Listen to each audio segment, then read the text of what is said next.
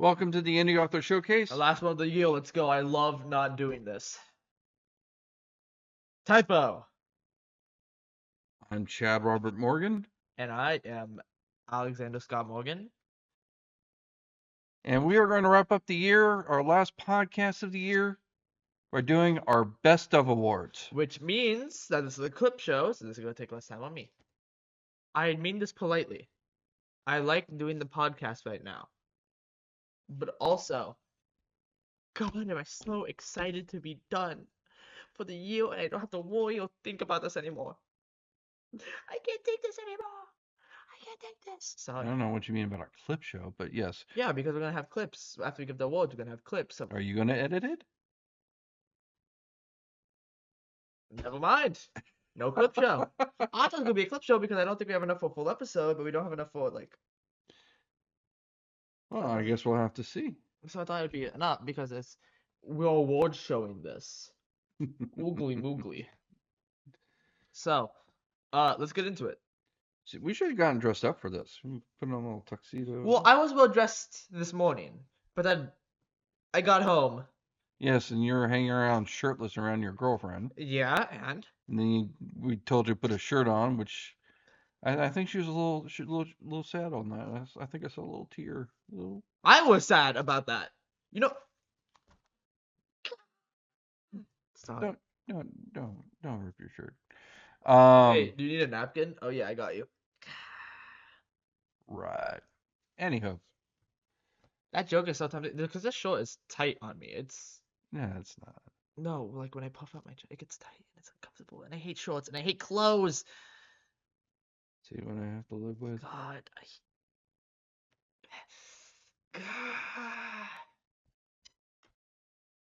Yeah, that's not muscle. That's just old hormone. Anyway. So starting with our book of the year. So let's start with the rules. Okay. We are banning one book. No, not really banning, but we are banning a book. We're not banning a book.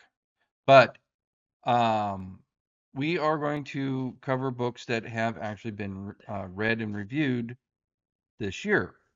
That means that Scott Meyer and Barry J. Hutchinson are disqualified. Because while we did do an episode about them, that was actually kind of a filler episode. We had actually read their stuff like years. In some cases, years. Yeah, I think the book of Scott Meyer's we reviewed was not that long ago, but it was still a couple of years ago. Yeah. Although he does have a new book out now. Woo! And we could get the newest J.D. Kirk, which is what Barry J. Hutchinson's done, and put that on for this year's list. That's a possibility. But Brute Force and the entire Space Team saga we read that years ago. So that's going to be excluded from this year's awards. Not that they're not worthy, but right.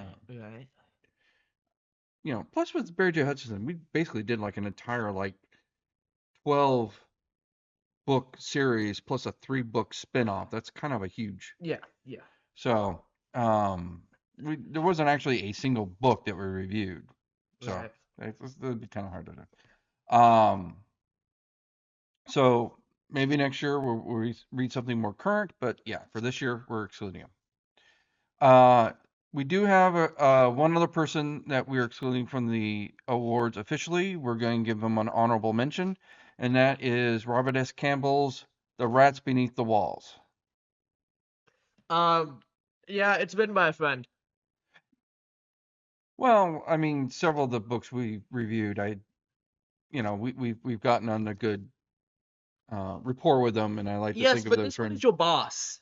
That's more of where I'm going to go with it. Yes. Yeah. So we are excluding them because of that bias. Is definitely a conflict of interest. Yeah. However, it is a excellent book, and from there, and because of that, we are going to give it an honorable mention. Yes. So The Rat Beneath the Walls has won our first honorable mention. Yes. Next one, let's get to the gaba, you know? Let's get to the gaba. Well, we have one more honorable mention. We do. So our second honorable mention goes to Casey Cordell for her So You Survived the End of the World, parts 1, 2, and 3. Do I insomnia because he thought it was peak and I thought it was kind of mid. Yeah, I mean, I felt it was deserving. I still don't know why you didn't get this book. I just thought it was kind of mid. Also, because technically this is like 3 small books instead of 1 big book, so it's Yeah. also kind of cheating as well. Yeah. So we are going to give her honorable mention. We did not get a consensus on the awards. And one of the problems of doing a show between the two of us is we don't have a tiebreaker. No. So here's what I figured we would do. I get a choice, you get a choice. So I get a 1-2, he gets a 1-2. yes, you're going to do your runner up, and then you're going to do your winner. We're going to have 2 categories. We're going to have book, and then we're going to have comic/graphic novel because we did quite a few of those. Right. Okay. So the person or book will receive the highest honor awarded. So therefore, we could have 2 first place winners Right. and 2 second place winners. Right. I figure that's the fairest way to do it. Okay. So let's start with your runner up for book. What was For your book, my runner up was It's Alive. So It's Alive is a fictionalized accounting of the creation of the movie Frankenstein. Woo! Um, the one thing I think we agreed on was we both listened to it on Audible and we both struggled with the narrator at first, but after a while he kind of grew on me. Right. I don't think he ever grew on you. I don't think you ever liked the narrator. No, not really. I didn't like him in the beginning, but after about maybe a quarter of the way in, I was in the zone, right? I was vibing it. Right. So it was for me the narrator was an acquired taste and I finally got into the I mean he read it well. Right. Right. It wasn't like he was a bad narrator. It's just he had this very kind of monotone voice that I didn't jive with at first, but eventually I got on board and I rolled with it. Right. You drived. So my first runner up, When Halloween Was Green by Bernard Keith Finnegan. Yay. So I thought this was an excellent book. Right. It was very deep in Celtic lore of the original holiday of Samhain, which is the origins of Halloween. The only thing that kept this out of the top spot for me was while the story was fantastic, the book itself was in dire need of a line editor. Yeah. Uh, there were definitely some problems with the justifications, some punctuation marks that were missing, none of which really distracted me from the story, but just made it feel just that little bit more amateurish. You know what I mean? Right. Um, I mean, with that said, we have read a lot of books. We've done about 25 episodes since we started this. And out of all that, this was like my second favorite book in spite of the problems with the editing. Yeah. So, yeah, so this was my second place. Okay. So, sending it back to you, what was your runner up for best comic book/graphic novel? Basketball by you read that. You read the names. You got this. No, you got it. You're Go good. close to the screen. Cecilia Lim and Waverly Lim.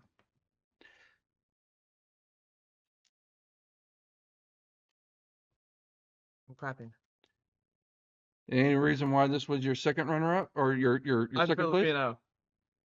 This is definitely a book by Filipino women about the Philippines. So yes, this is very deeply rooted in Filipino culture. Yeah. I'm Filipino. Yes. Okay. Was Really, is that the only reason like that was second place? No, it's a good plot, but I'm Filipino. Okay.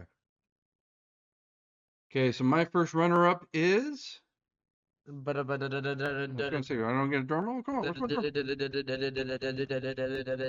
drum? Monster Vibes from the Monster Dimension. You did it. Good job. So Monster Vibes from the Monster Dimension. We have writer, director, and animator Phil Mucci. We have the illustrator and graphic novelist Mike Dubus and the team over there at diabolicfilms.com. So the reason why this is my runner-up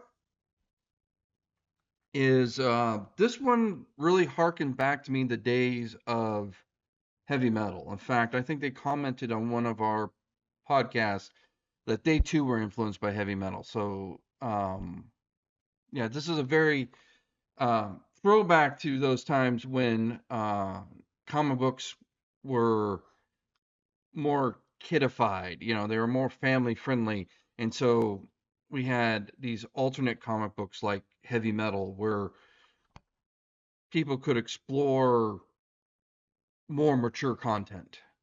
Right.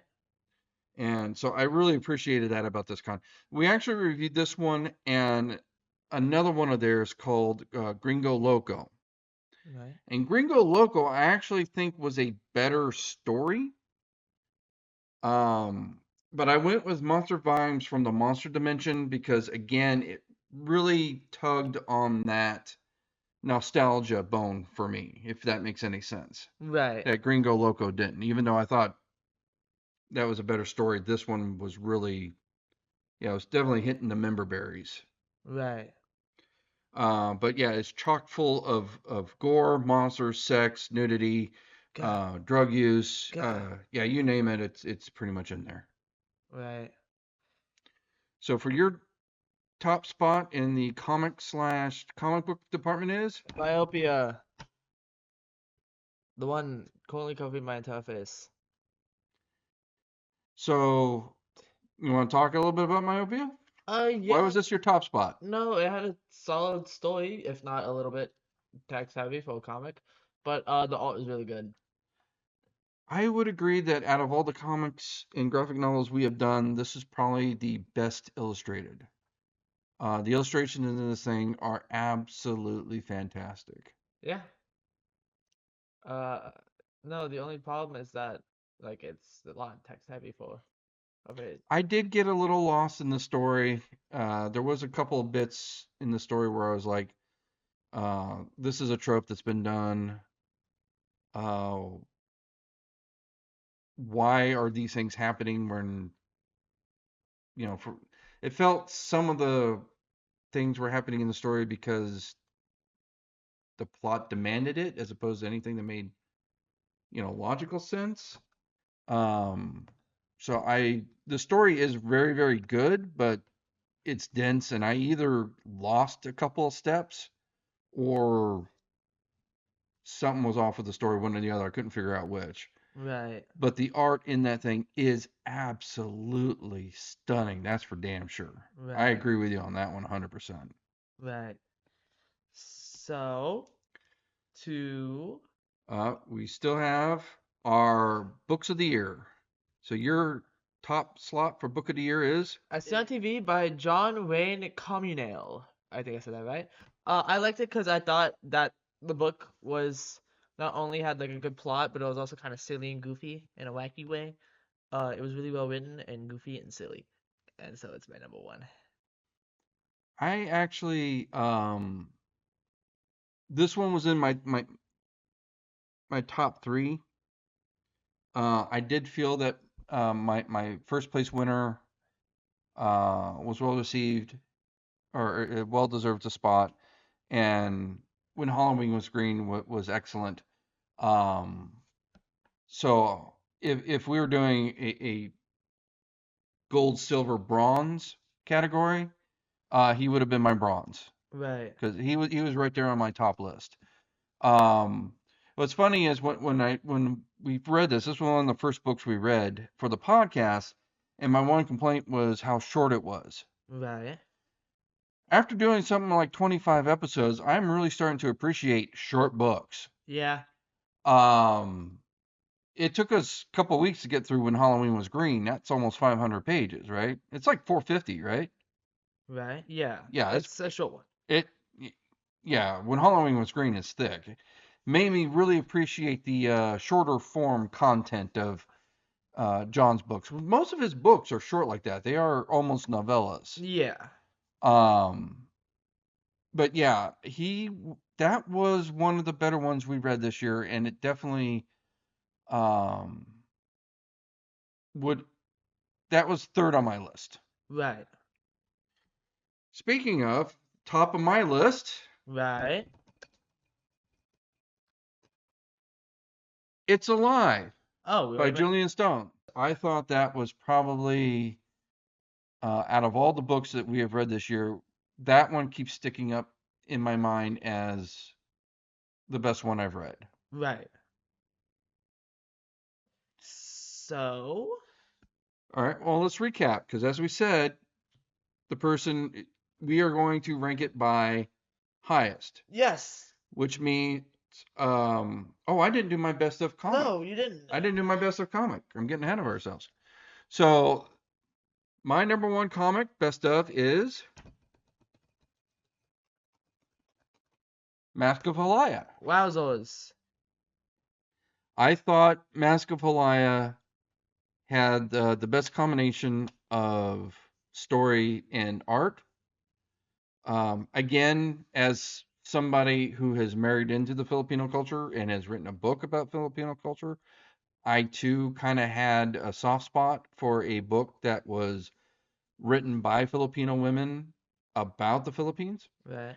One of my best lines was in that first page of that first book when the mom's all bitching like they got every drug in this country but birth control. Yeah. I love that line. I thought it was hilarious. Um, and we've talked to them at several of these cons. They're great people. It's a great book. I'm hoping we get to meet them again at WonderCon because I think I only have what? I'm on episode 4, episode 5. Right. So I need to get caught up. Hopefully they got a couple more issues because it was really starting to get to the point where um, the story proper was getting started, right? Right. A lot of it more in the first few episodes is girl has strange powers she doesn't understand, weird things are happening. By the time you get around to the fourth episode, it's like, okay, we get it. This is a supernatural thing. Now we're going to start our training. We're going to start getting organized here, and the the big what the hell's happening is kind of I don't want to say resolved because there's still obviously a lot of a plot, but the girl's figured out that she's not just crazy, Right. right? So the story is just now getting started, and I'm looking forward to continuing that series. Right. No, I think that one, with given enough time, it would be on my number one, but it just isn't yet because it needs time. All right, so let's summarize. Okay, so for second place for comics, we have Murder Vibes from the Monster Dimension. Right. And yours was actually trumped, so that's our only second place winner. Right. Our first place winners are for comic book graphic novel is Myopia Right. and Mask of Halaya. Yeah. So for books, our first runner up is When Halloween Was Green. Yep. Our second runner up was also trumped by me. So our books of the year are It's Alive by Julian Stone and As Seen on TV by John Wayne. How do you pronounce his last name again? Uh. Communale. John Wayne Communale. Yes. So, with that being said, we conclude our final episode of the year. Um. Bye. Not even your traditional toodaloo. I'm done. Okay, so I'm done. where can they find us? ShopSpectreInc.com. ShopSpectralInc.com, where you can buy any of our merch, both for our books or for the podcast. If you want to support the podcast, you want to support me as an author, please go to our website, buy our books, buy our merch. Right. We will also be uh, at Creep IE at the end of January. Right. Later this year, we will be at WonderCon in Anaheim, Mm-hmm. and then Monsterpalooza in Burbank. Woohoo! Yep. Also, keep an eye out. We will be sending out emails once we get the promo code for discount tickets for Creep IE. Right?